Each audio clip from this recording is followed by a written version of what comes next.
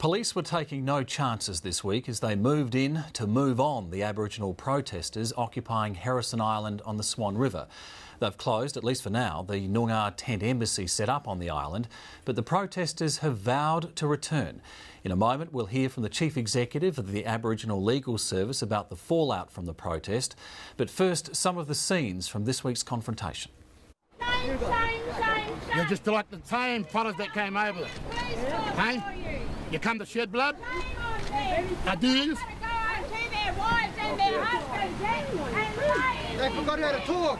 Yeah. These are the racist ones that don't talk back. We are original sovereigns standing on our own land. Yeah, well, talk. Can we stay inside, please? Thank you. We are original sovereigns. Drop those. Why? I consider them to be a weapon. They are not a weapon. They're for my hunting. Yeah. I hunt a fish only man. What about all your weapons? Move it back. Where's your weapon? Where's your weapon? I have a lawful excuse to carry those weapons. Right now you are breaking your own law because you're inside an officially recognised embassy. This is our sanctuary where you have no jurisdiction whatsoever and you have no rights to be here. You guys get the hell out of here. Mr Eggington, thanks for joining us. It's a pleasure, Andrew. These protesters have been cleared from the island, but is this the end of it? Well, no, not at all, because what was being protested about wasn't just the native title claim in the southwest. It was about the sovereignty movement. It's about Aboriginal people in this country getting a better deal than what we've got in the past, and I don't think that will be settled for a long time. And you know, it needs protest. It needs people up and talking about the rights of First Nations peoples in this country, and I don't think that the protesters or the sovereignty movement is finished with by any means. There were some very tense scenes between the police and protesters. Were you surprised that there wasn't more trouble? No, look, that doesn't surprise me at all, Andrew. History is just repeating itself, and quite honestly, if this country was true to itself, it would know that every time that government want to deal with Aboriginal people, they bring in the police, either to remove children, move us from our country, and they've done it again. So it was just inevitable that sooner or later the police would come in, and I think the protesters were waiting for that, and I'm just glad that no one got seriously hurt.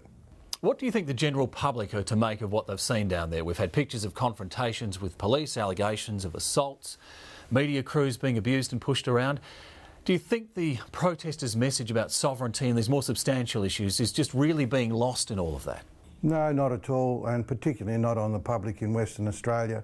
The reality, once again, is that we're not doing it for people's sympathy. We're doing it because it's our right to do, and we'll continue to stick to that. So I don't think too many people care too much about what people think, what's happening down there.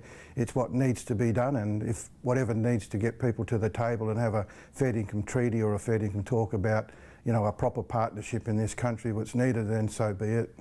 Colin Barnett has said that the protesters were risking losing the support of the wider West Australian public. Is that a concern? Because when you listen to the debate, particularly on talk radio, it seems that not only don't people have empathy, they don't have sympathy, and in many cases they really seem to have a deep antipathy for this type of protest movement. Well, they have a profound ignorance and a profound streak of racism if they don't think that this country wasn't just given away. We didn't give it away, we didn't sign it away. We are an occupied people, and if you live in a country where you're an occupied person, I don't think how people feel about what you do really cares or matters. Now, you've said that politicians on both sides have mishandled the native title claim of Noongar people to the land in the southwest. In what way?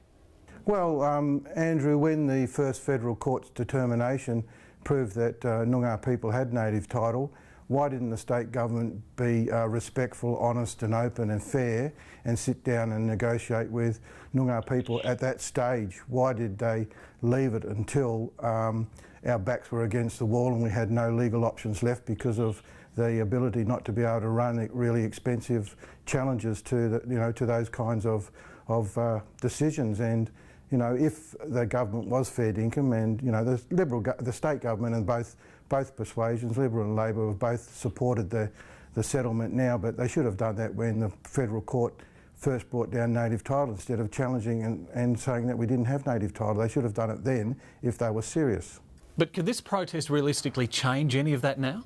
No, but the protest is more than that. The protest is it's not just a Perth thing. The push for sovereignty is a national protest. It's Aboriginal people in this country asserting their rights about, you know, sovereignty, and that's a bigger question, and it's one that can be resolved. It doesn't have to be something that can't be resolved. It's a matter of government sitting down in a fair dinkum way and drawing up a proper treaty or partnership, but as equals, as equal peoples in this country, not as subservient to some kind of state government or Commonwealth government. So is that what is needed to have this resolved, some sort of treaty or agreement?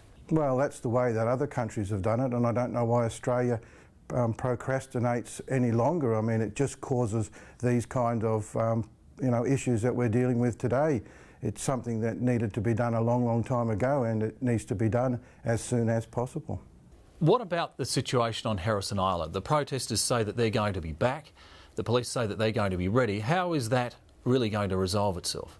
Well, it hasn't resolved itself in 40 years in the tent embassy in Canberra, so it probably won't resolve it at all. It's a public place, people have a right to be there, and if that means you don't bring your cars and you don't camp but you still go there and meet, well, you know, so be it. That's the right of the public to go there. It's the right of Aboriginal people as the public to go to Heirisson Island and be a part of it. It's a very special place to Noongar people, and it has been for, you know, tens of thousands of years, and I don't think laws and the police and others are going to change that just in the next, you know, just over 200 years or in the next 10 years or 20 years. It's a special place to us, and I hope Noongar people continue to go there. Mr Eggington, thank you very much for your time. Thank you very much, Andrew.